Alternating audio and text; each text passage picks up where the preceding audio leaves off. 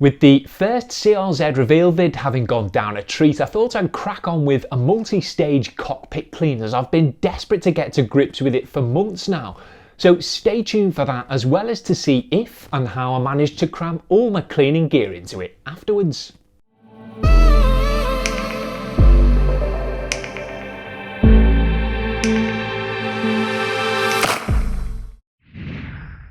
So after intentionally overlooking the CRZ's inner sanctum for over 2 months, couldn't hold off any longer, as a used car doesn't truly feel like your own until you've given all its cracks and crevices a good going over. And while the cabin of this particular car was in pretty decent nick, as I didn't buy it from a lazy tramp, there was still a few bits and bobs I wanted to address, so grabbed a few new products I've not featured before to help take the 10-year-old interior from relatively clean to supremely so. One of the reasons I took a downgrade from the Nismo then was so that I could relatively comfortably get the Bull Terrier in the back without having to rely on the depressing old V40. So the first thing that needed tackling here, and will need keeping on top of with regular maintenance cleaning, was the compact boot space to remove what sand and dog hair had accumulated over the last few months. However, I thought I'd pull the bench seat out first so that I could treat it to a deeper clean later on, as it's only held in place by 3 bolts and a couple of clips, so did that and put it to one side, before firing up the cordless VAX Blade for Pet and Car vacuum I'd recently been sent to feature. First working the genuine Honda liner and surrounding plastic trim over with the included soft dusting brush, as although both were going to be given a thorough wipe over, still made sense to suck up any loose stuff first, before running the highly effective mini motorised pet tool, which simultaneously agitates and vacuums, over the cheap carpeting below, which definitely did a better job at quickly tidying the naff material up than a simple crevice tool alone would have.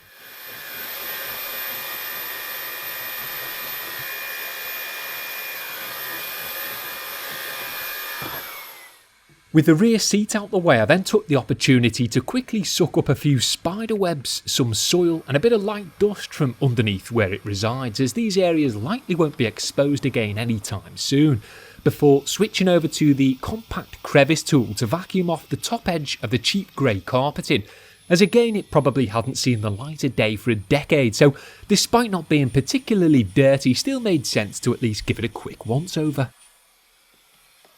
The rest of the interior was then relatively thoroughly vacuumed out with the cordless vacs, using both the crevice tool and dusting brush. And again, while it might not look particularly dirty to start with, I'd done my best by not touching it for a good couple of months. But regardless, I think it's always worth at least going through the motions with a used car like this, so you know for certain nothing's been overlooked. Plus you get to know it a bit better, and in doing so are far more likely to uncover any potential niggles that might need addressing in the future. I finished up the vacuuming with the 2 front floor mats, which had been given a proper see into in a previous video, so just needed a run over with the mini motorised head here to freshen them up, as unlike the flat carpets in the cabin that you can't really do a whole lot with, these 10-year-old items can still be made to look relatively presentable, so spent 5 minutes or so working them over with the vac so they didn't let the rest of the aging granny grey interior down.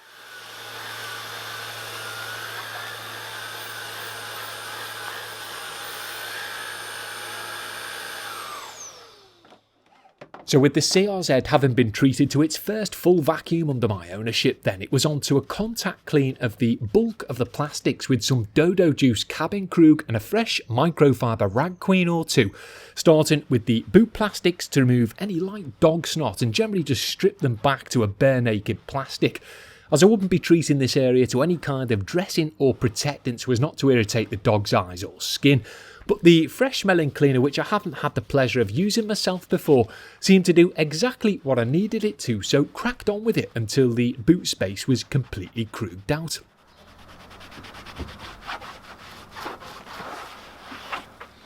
The white plastics up front, which I wasn't a huge fan of at first, but have since warmed to, as I reckon they help to give the compact little cabin a more airy, spacious feel, were also tended to in the same manner, just to ensure they were as light and bright as possible, which was a pretty straightforward affair as there was nothing visible at least inflicting them. But when it came to the surrounding black trim, aside from the steering wheel, only tended to a few smudged areas of it with the Dodo juice, as I wanted to use these parts to test the light cleaning abilities of the Turtle Wax inside job product I had on standby instead. So, being one of the most overlooked parts of a car when it comes to detailing, I think treating the steering wheel to a good clean, even if it doesn't look particularly dirty, is always a good idea with a new-to-you used car, as a truly clean wheel can make a big difference to the overall look and feel of an interior. So set about this Honda one with the Dodo juice stuff, as well as a super soft brush and a microfibre towel, to gently strip it back and ensure it was free from shiny hand sweat.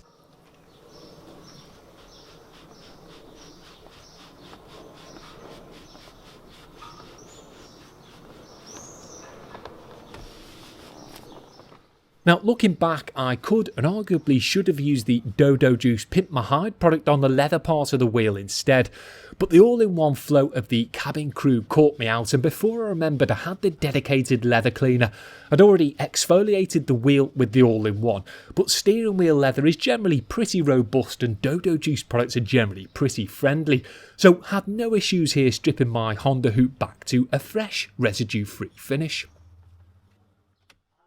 Speaking of pimping my hide, it was then time to do just that with another newly discovered Dodo product, which, as far as I'm aware, replaces the quality supernatural leather cleaner I've been a big fan of for years. So primed a soft bristled chunky palm brush with some of the Pimp juice before thoroughly massaging it over the surface of the light grey leather seats. Again, not because they were noticeably dirty, but because I needed to know they were free from anyone else's arse sheen. So once they'd been relatively heavily worked over panel by panel, were wiped down with a fresh rag queen to leave a nice bright but flat finish. I've never been one to use leather conditioning lotions and potions, as I think an initial deep clean and subsequent regular once over with the right product is realistically all uncompromised leather needs, so didn't use anything beyond the Pimp My Hide cleaner here. However, with it being the colour and age it is, you could make the argument for the application of an appropriate sealant to help protect it from things like dye transfer, so may look to do that separately in the future, but for now just wanted to see, feel and smell the 10-year-old leather in its true flat factory coated form.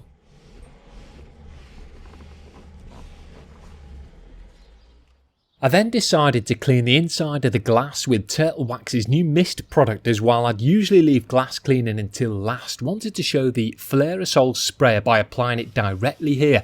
And if I did that after dressing the surrounding trim, for example, could mess up the finish with unsightly spotting. So sprayed the cleaner from the quirky new bottle onto the windows. Worked them over with a lint-free glass cleaning cloth and buffed to a smear-free finish with a fresh, dry general-purpose towel, paying particular attention to the tops of the side windows to remove the strip of unsightly grunge that had been messing with my mojo since I got the car.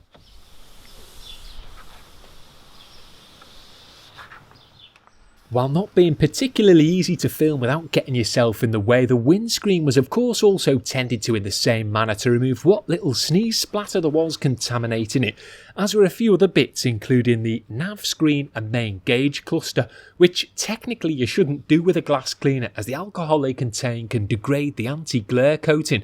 But a one-off clean with a quality product shouldn't do any harm if it's in decent condition to begin with, so did just that here to properly strip it back so I could subsequently maintain it with a nice gentle detail spray. And as you can see, in this instance at least, it didn't affect the aging purple tinted coating at all. It was then time to bring everything together with a simultaneous light clean and dress of the darker coloured bits of trim using Turtle Wax's inside job product, which I have used already but not yet had a chance to put to use on camera.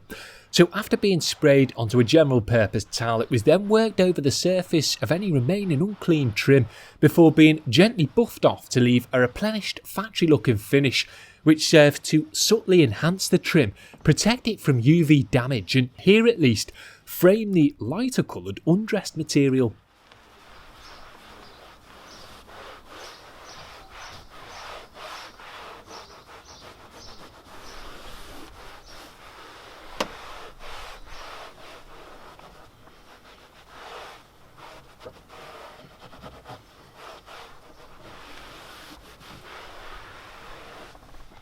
It was also worked into a few of the vents and details with an appropriate brush before being wiped over, and its fresh, fruity scent was a welcome treat on this stale-smelling 10-year-old interior. And as you can see from the towel used, despite being a product you primarily use for enhancing and protecting, still managed to pull a fair bit of unseen dirt from the surface, so was definitely worth doing.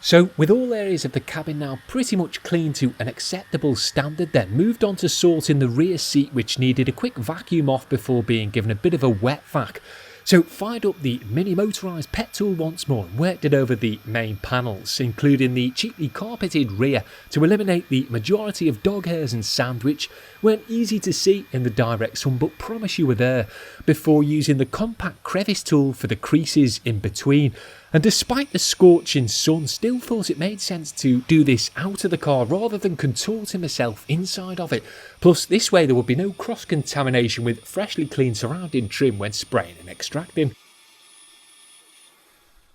Now, speaking of extracting, after being thoroughly vacuumed, the seat bottom and back were then given a dedicated clean, starting with the direct application of Dodo Juice's Fibre Reviver, which was worked in with the same soft bristled brush used on the leather earlier, which seemed to do just as well on this light fabric, before rinsing and extracting the product residue and any unseen dirt it may have broken down with the handy new VAX SpotWash Duo machine. Again, you might be thinking why bother, as the seat material looked fine to start with, but it was 10 years old and likely hadn't been treated to anything other than a dry vacuum its entire life, so thought it was worth at least going through the motions with the wet vac, as you never know what might be lurking beneath the surface. And I'm glad I did, as the SpotWash Duo managed to pull out plenty of previous owners' farts, proving how superficially clean appearances can be deceptive.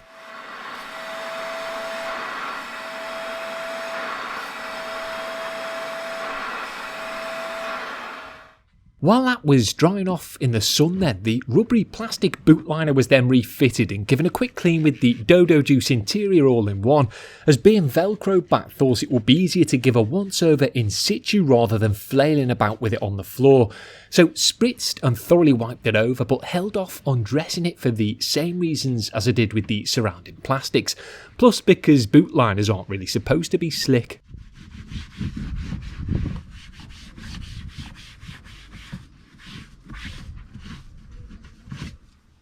The freshly cleaned rear seat was then refitted, which was a pretty straightforward affair, dropping the bottom portion in first by knocking it into place with a few clips underneath and securing it with a single bolt in the centre, before positioning and aligning the back portion on the pivoting hinges and tightening the 2 bolts up on each one of them.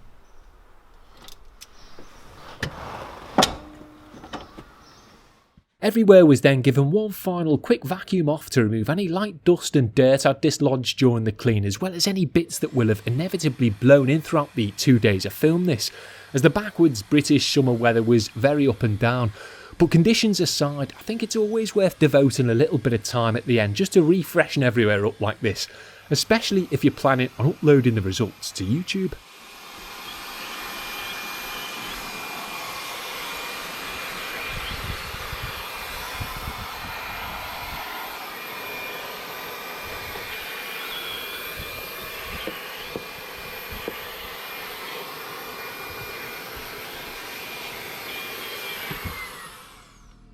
One final thing I wanted to do then was try and get rid of the musty smell, which I'm certain is coming from the damp air conditioning ducts. So although I'd already cleaned them from outside by simply spraying a load of household disinfectant into the vents with the blowers on full blast, wanted to finish the adult nappy smell off once and for all with an aircon sanitizer from Autobrite Direct. So after enabling the recirculation with the aircon on, set it off like a dodgy firework before quickly closing the car up to let it do its thing for a few minutes. Now looking back, it probably would have been better to do this up front, as you're inevitably going to get a bit of light residue on some of the surrounding surfaces. But once it had fizzled out, they still looked clean enough for me to then go on to wrap things up for you with some appropriate aftershots. So my 2-day folly hadn't exactly transformed the interior, as it wasn't particularly dirty to begin with, but what it had done was help make it my own. The light coloured plastics, which as I say have steadily grown on me, literally look brand new, and aside from a few bum divots, so did the vast majority of the leather, which contrasted nicely with the simultaneously cleaned, enhanced and protected dark trim. The glass, although still dirty on the outside, was at least now free from any previous owner's sneeze splatter, and the 50 shades of grey carpets and mats, despite not being the best quality, weren't looking too bad considering they were now a decade old. So with everything looking ship shape then, the only thing left to do was cram all my cleaning gear into it to show just how practical a compact little coupe with minimal space in the back can actually be. So instead of dropping the rear seat, which might seem like the obvious thing to do, I prefer to keep it upright and plonk a couple of canvas bags filled with various bits and bobs on it from the rear first instead. Then fill the boot Tetris style with the bulk of what I need, including my bucket bag, main detailing tote bag, extension cable, pump spray, which to be fair I could do with 2 of, pressure washer and accompanying hardware, and third canvas bag usually filled with microfibre towels and pads, which serves to hold things in place and absorb any jiggle. And because I usually only either tend to exteriors or interiors in one session, rarely need to carry all my gear, but if I do, can swap out the bag in the boot for a blower, wet vac or whatever else is called for, and put that on the passenger seat instead, as well as utilising the footwell. But as you can see, it all goes in with some light persuasion, much like how it did in the previous 370 and C30. So let me know what you think of both the CRZ's interior and the quality name products used to clean it up. I know it wasn't too bad to begin with, but we'll be looking to get some dirtier content filmed with it soon, as the manky engine bay and wheel arches both need sorting, so stay tuned for that. And for those of you that aren't Honda fanboys, I'll be back with something non-CRZ related next time.